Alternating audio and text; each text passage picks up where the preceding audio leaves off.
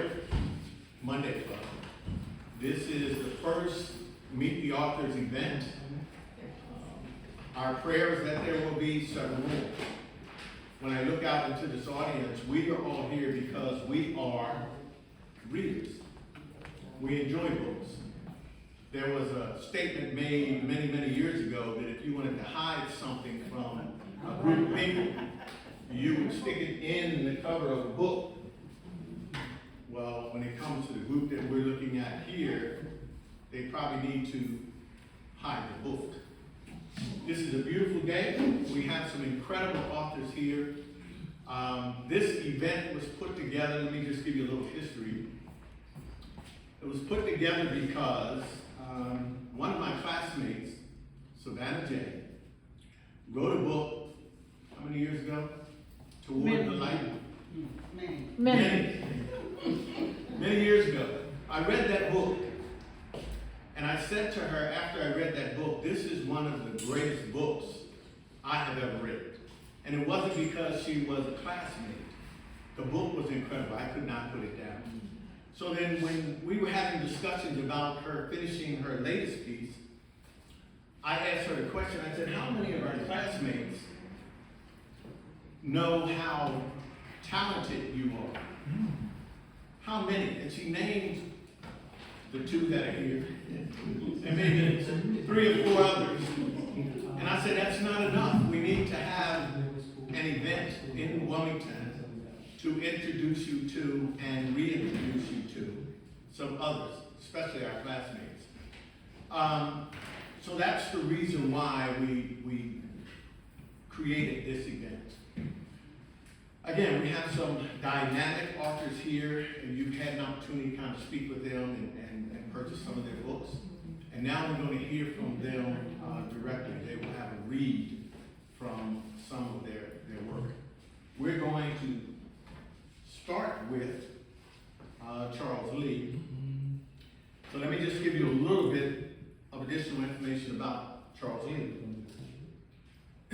Charles is the author of For Better or For Worse, In the Black, Preacher Man, Behind Every Dark Cloud, Nothing Goes as Planned, and his latest release is called Francine.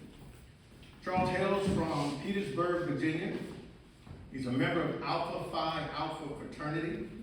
And if Rob was up here, he would say, we're not going to hold that. He's a Catholic.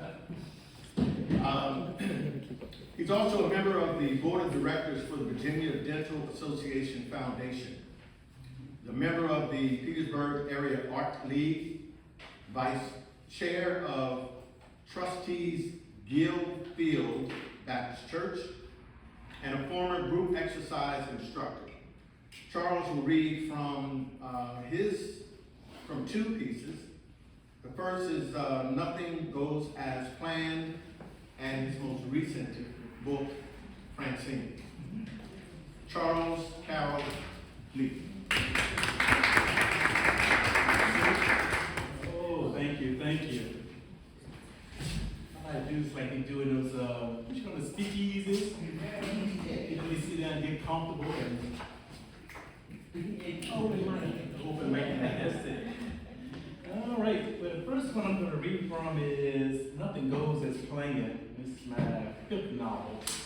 And it deals with a Gulf War veteran who's going through some particular challenges with his ex-wife and his best friend. You know, of course, they had an affair, and things get ready to unravel at the seams because the son been facing some bullying in school. But comes to find out the son court they really can defend himself, so he goes at some lengths to take care of the bully of this novel. He's bisexual. He has a girlfriend. He's trying to break up with her. He's falling in love with someone else. Ex-wife wants to get back with them. Best friend has some issues with Shannon because he's a Gulf War veteran. He's popular in the neighborhood and community.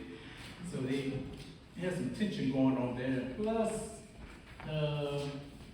Shannon's ex-wife Alina and best friend are having an affair and doing throws of passion. She calls him by the other dude's name kind of state. But the guy's all right with it because I'm just getting some. So anyway, there's a young lady named Jennifer who's courting this girlfriend, and she's having an affair as well. So this book is kind of explicit. And after I read it one time at a reading, I was a little bit embarrassed myself. So anyways, chapter 16, and this is all about Jennifer, and you'll understand when you see the cover of the novel here. So it's chapter 16, and the title is, Yes, I Fixed Your Car So That It Will Go Up in Flames. And she's talking to her sugar daddy. I have called and texted sugar daddy repeatedly for an answer about my burnt up car. I demanded an explanation and a brand new one. A late model Genesis would be nice. Sugar daddy had changed my oil and serviced my car. What the hell happened? Courtney can't help me because he's just a grad student with no damn money. I need a car and a job until I can marry sugar daddy or Courtney after he graduates and get a job. Yeah, I know sugar daddy wants to get back with his ex-wife, but that's not happening. I hope bigger. I made myself crystal clear with him the other day. I'll attack his shoulder again and bring him into another state of complete and sexual submission. If I should marry Courtney in the meantime, sugar daddy can marry his ex-wife. Courtney and I are the same age and share similar likes and dislikes, such as me strapping on the dildo and fucking him into oblivion, and going on rides at Keen's Dominion and Busch Gardens. So I forgot I wrote that. I should have messed up. Sugar daddy can provide me some financial security. However, I hate Courtney's parents, Shannon and Alina. I hate them because Shannon probably got me fired from the VA hospital, and Alina has not found me a job in spite of my criminal record. Now, if I should marry Courtney just to drive those two insane, straight jackets and all. Courtney and I have been knowing each other since middle school, so we've been knowing each other almost all our lives. I decided to get involved romantically with Courtney when he was almost finished college because I saw some financial potential in him. I may even give Shannon and Helena some grandchildren. That way I'll be a constant reminder to them. In the meantime, I needed a car. Why hasn't Sugar Daddy returned my calls or text messages? I thought as the ringing of the doorbell caught my attention. Opening the door without looking through the peephole, I found him on the other side of the door. He was dressed in a short-sleeved gray pullover shirt and a pair of matching dress slacks. Sugar Daddy's mixed gray hair and brown skin coloring complemented his outfit. However, I am still angry about my scorched car. Where the hell have you been? Why haven't you answered my calls or texts? I asked all at once. The look on my face should have warned Sugar Daddy that I am not to be ignored or played with. We were now standing face to face. What do you want? He asked, entering his winter property. My damn car caught on fire. Didn't you change your oil? I shouted while moving to slam the door behind him. No. Why the hell not? In a calm and peaceful tone, Sugar Daddy replied, after what you did to me, did you really think I was going to change your oil, huh? Yes, I give you pussy every time you want some. All I asked you to do was to change my damn oil and do whatever else I need, I replied in anger. And you crossed a very fine line, Sugar Daddy stated. I was becoming somewhat unnerved about his tranquil manner. Buy me a damn car, a brand new one, I commanded. No. In anger, I lifted my hand to clutch Sugar Daddy's damaged shoulder and force him into sexual submission. Instead, Sugar Daddy blocked my hand and twisted it into a throbbing position. Tears were beginning to stream from my eyes as I fell to my knees to relieve the pain. Looking at him, Sugar Daddy stated, yes, I fixed your car so that it would go up in flames. It's called retribution for attacking my shoulder and my body. You raped me. We are ending this relationship immediately. Furthermore, you are moving out of my house by the end of the month. Do you understand me? If not, the sheriff's office will have you removed. Again, do you understand me? Glaring at the man above me, I stated, yes. Through his sobbing and trembling voice, the pain in my arm was unbearable. Sugar Daddy released his grip. What I thought was a handsome face during our relationship now displayed a look of contempt and anger. I massaged my arm from his vice-like grip. Anger and hatred ran through the arteries of my body. No one treats me this way, I thought as I hurled my body towards Sugar Daddy. But he pushed me back into the partially worn sofa.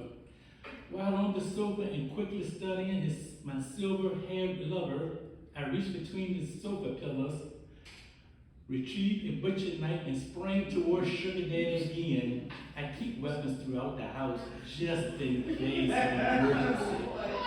However, Sugar Daddy moved his left hand behind his firm body and retrieved a handgun from the back of his slacks. I didn't see it when he walked into the house. He quickly aimed the gun in my direction and stated, "I'll be happy to shoot you." I have officially snapped. Now, you have two options. Come towards me one more time and get shot or killed, or step back and save your life. The choice is all yours. Needless to say, I opted for the latter. Now, I officially hate Sugar Daddy. Backing toward the door with gun in hand and not taking his eyes off of me, my ex-lover opened the door and exited the house. I stood in the middle of the living room and released a loud and piercing scream. That's all you want to get. You want to see some more? You had to go by the book.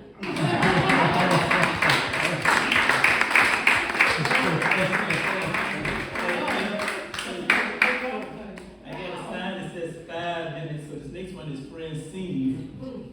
Let me give you a synopsis of it. But this is my latest novel, came out in June of this year, and it's about a woman who wants to marry. If a woman wants to marry and live the rest of her life with the man of her dreams, she would do anything and everything in her power to bring it into existence, even if it means ridding herself of one interesting and significant detail. However, when members of her family finds out her plans and become alarmed, she will race against time and employ the help of some unsavory elements to ensure her evil plans will not be thwarted. Let me see. I'm going to read you a little bit of chapter 1. I think I'm done in 4 minutes now. So it's set in Tidewater, Virginia, in chapter 1. I hate my daughter with a passion, Francine Douglas said to no one as she walked towards her 2-bedroom rental home on South Custer Street. After parking her Honda Accord a block away, she had just ended her shift where she washes dishes for an upscale restaurant in the busy downtown district that caters to the rich and powerful. I just hate her, Francine repeated, while looking for her house keys in her oversized handbag. The hot and humid weather made her black long-sleeve uniform cling to her medium body frame. All she wanted to do once she entered the house was ignore her daughter and take a cool shower before she started her evening hustle. So she sells drugs curbside. So people ride up to the house and she gives them a bag of weed and a light and all that good stuff. In exchange for money, of course. So anyway, this guy comes to her house named Willie Barlow. He's like 250 pounds, so he comes over that night. And he goes, asks about her daughter, her daughter, Deirdre. And he goes, well, she's only like, 14, 12, Francine says. Oh, damn, thought she was older than that, Willie replied in amazement. Where's her pops? He was leaning over the kitchen counter one more time when he was snorting drugs, but taking a hit. Willie didn't want to sit on one of the nearby chairs because they all looked old and rickety, and he wasn't sure that they would support his 250-pound body frame. He's around here somewhere with his wife and family. that bastard. After a few more hits and some light banter between the friends, Francine escorted Willie to his black late model SUV, complete with all the bells and whistles. She wasn't sure what he did for a living, but he was good company and good in bed when they were both horny at the same time. Standing on the passenger side of the vehicle, Willie stared at Francine's cute face under the starry midnight sky. He whispered, "If you want, I have a way to take Deirdre off your hands. No one would be the wiser. I see you replied to that ad on social media. I am here to help you." "Really? I need some cash for the transaction." "No problem. I'll let you know what I'm talking about. If you really want to know, think about it and let me know." That was the first time Francine smiled all day.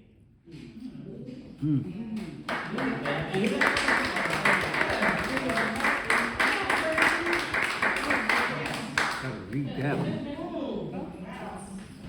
Yeah.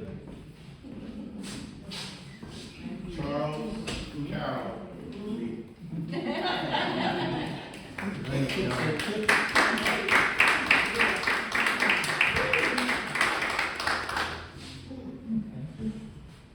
Our next author, when I read a little bit about her and found out that she started writing when she was very, very, very, very small, I thought about the joy and excitement that I'm sure many of us had when we were children and introduced to books so that we could travel, we could go places, we could create. But to be able to write a book for all the authors who are here, I mean, for me it's amazing. The time that it takes, the patience, the mental capacity. I can't do it, but I have a lot of respect for authors. I love books, I love to read.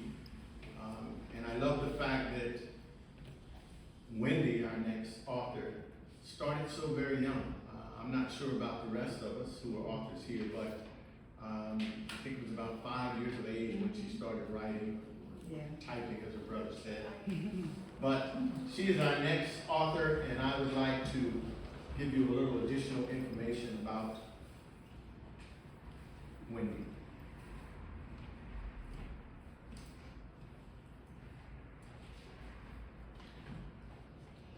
So Wendy is the author of Tinderbox, first book in the Tales of the Riven Isles, and the soon-to-be released Terromancer.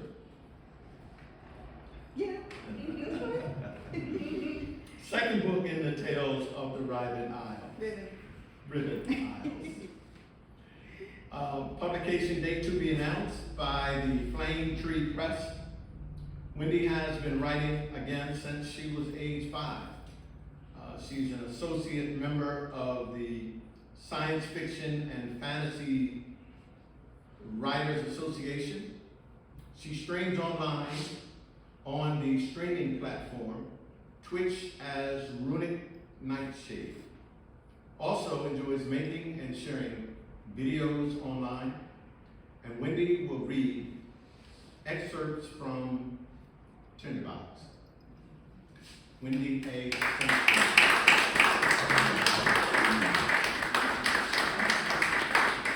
Thank you so much, everyone.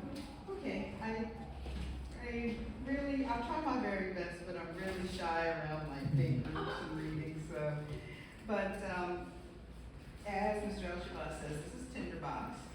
It is based on the short story by fantasy author Hans Christian Andersen. He's the same person who wrote the original Little Mermaid, not the Disney one, and a lot of the other fairy tales that we see nowadays. In Tinderbox, there is an old witch who has this tinderbox, and when she strikes the tinderbox, 3 huge hounds will come and do her bidding, very large magical dogs. In the original story, the soldier comes along, the witch says, "Can you go get my box for me? It's down in this cave." The soldier agrees, and she says, "When you're down there, you can take whatever you want but the tinderbox." So there's gold and silver and copper all over the place. The soldier gets all the money, but when he comes up, he asks the witch, what do you want this box for? The witch says, well, really, that's none of your business. So the soldier kills her and just leaves her there. Then he goes to the nearest kingdom, ends up usurping the throne. He kills the king and queen, marries their daughter, and takes over, and then that's where the story ends. And I thought, wait a second, there's gotta be more to it than this.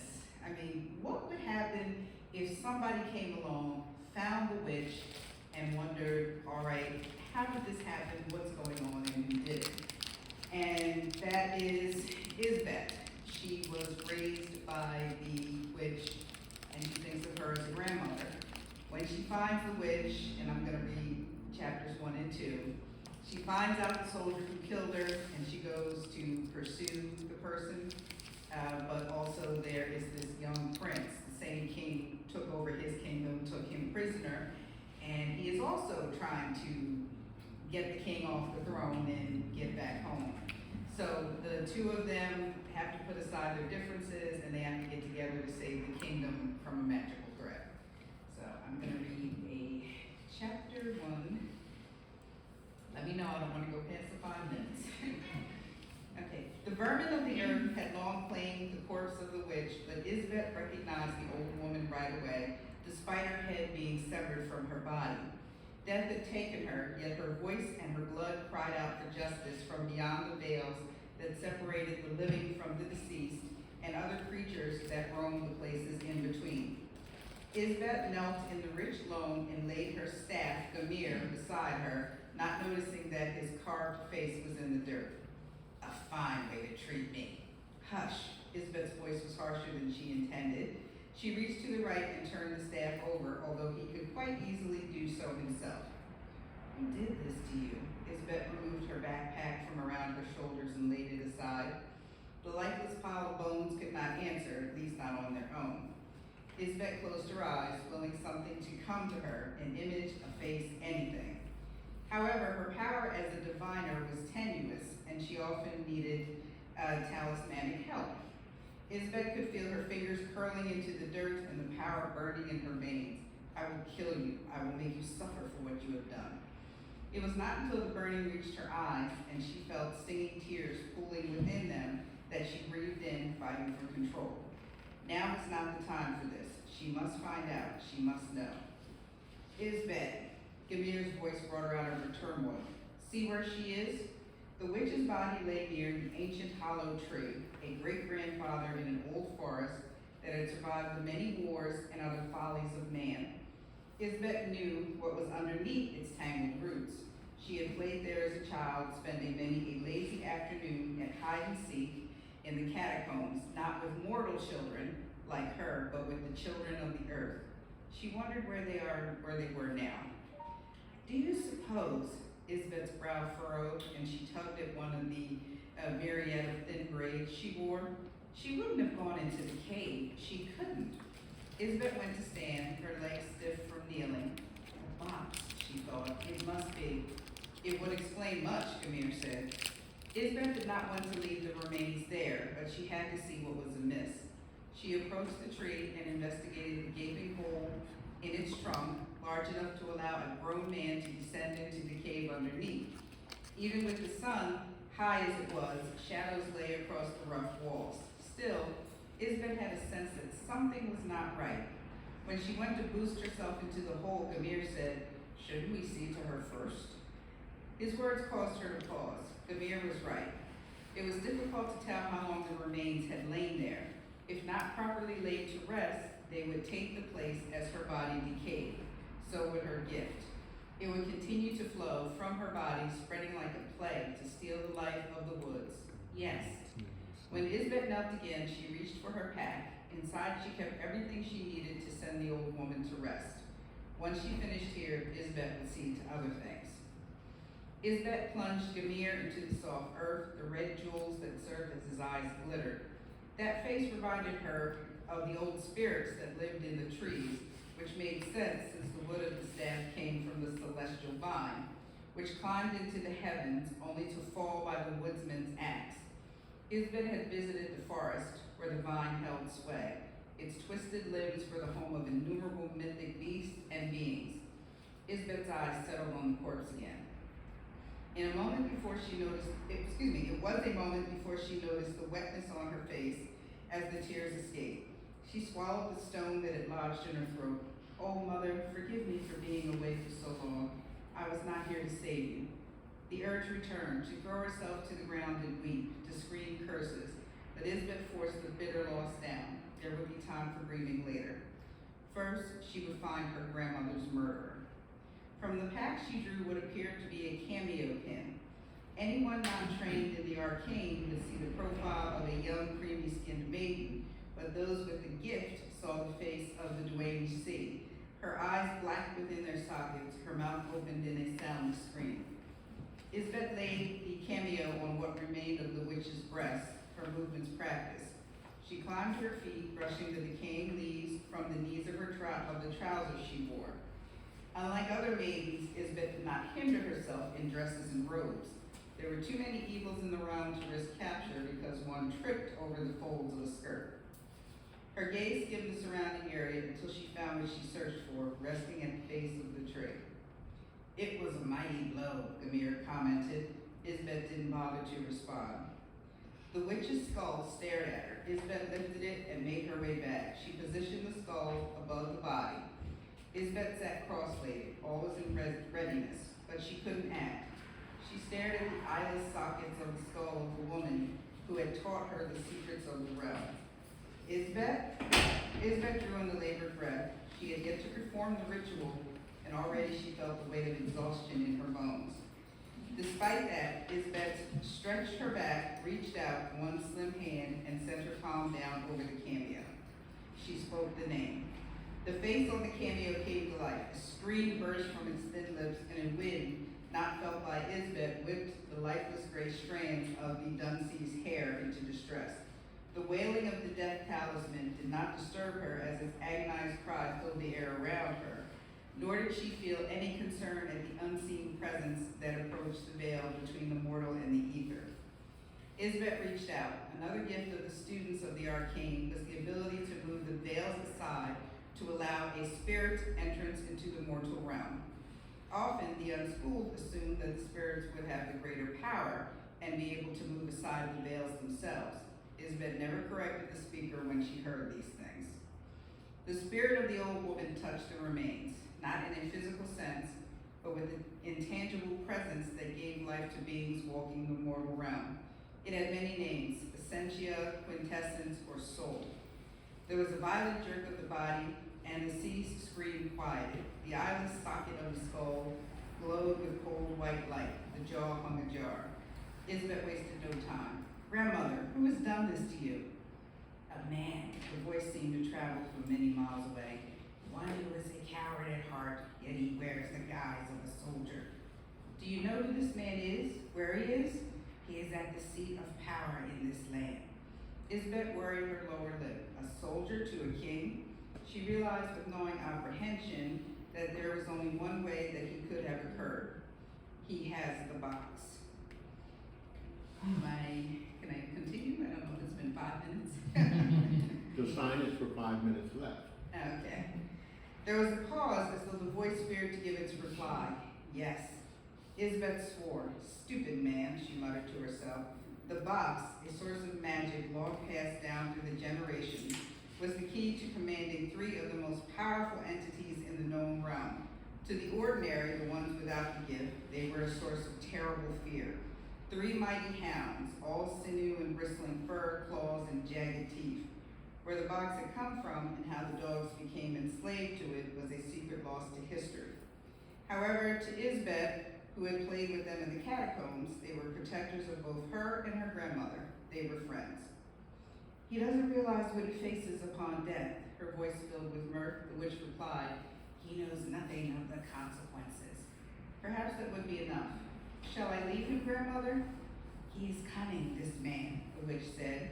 He will figure a way to prolong his life or discover immortality and have safeguards on himself and his possessions.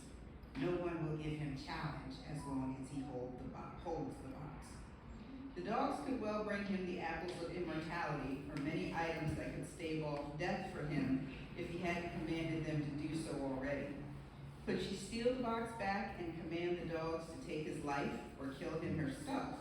Either way, he would die without punishment. Isbeth knew that he would have to answer for the murder of the old mother, but would that be enough? An idea was forming in her mind. So even if I were to get the box back, it would be futile. He would live a long life, and when he passed on, not face the consequences.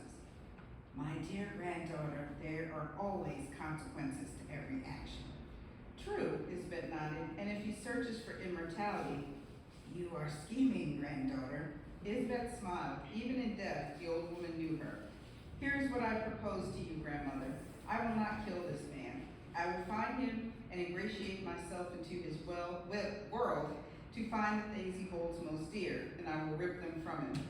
Then, when he is at his lowest, I will reveal my intent to him. Then I will have the dogs take him. Isbeth could sense the old woman's approval. It is a fitting punishment for his crime. Grandmother, Isbeth swallowed as the grief threatened on the fringes of her heart. How did this happen? Again there was a pause. Trusting fool that I was, I thought the soldier would show decency to an old woman. I no longer had the strength to retrieve the box. I thought if I offered him a treasure, and that wasn't enough for him, one man could not be so avaricious. Even as the thought occurred to her, Isbeth knew that it was more than just possible. You didn't tell him about the dogs? It was his treacherous nature. The ghost spat out the words, which I did not see until it was too late. I refused to impart my secrets, and he slew me for it. I am sorry I was away so long, was the only response Isbeth had. Nonsense, child, the witch's voice told her of her fatigue. Were you lollygagging about? Were you neglecting your studies?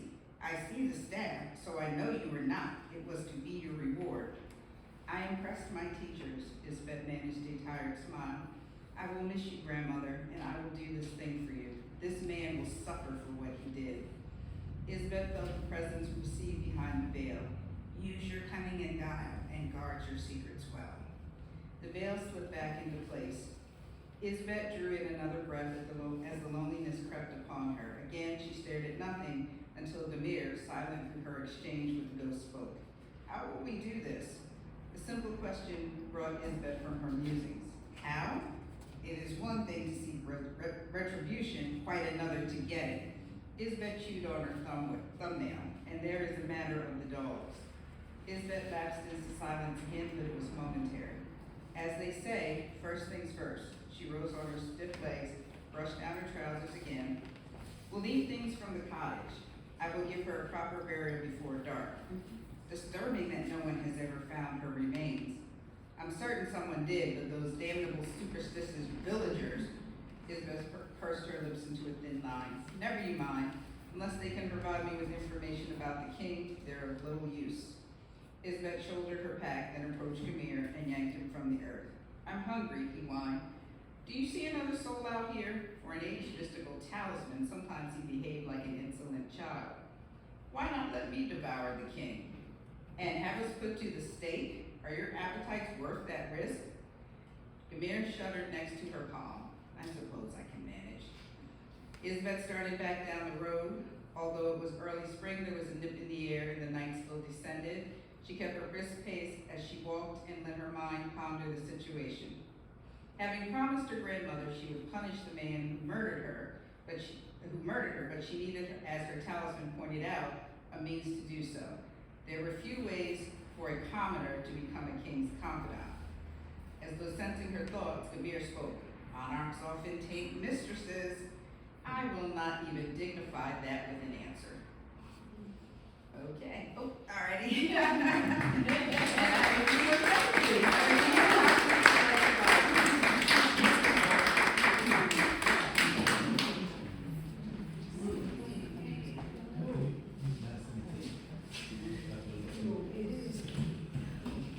Wendy A. Simpson. Yes.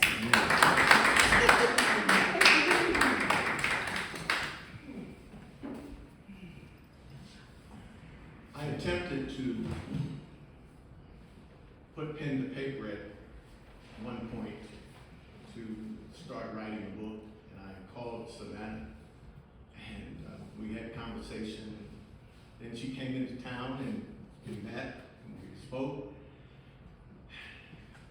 I'm not a writer.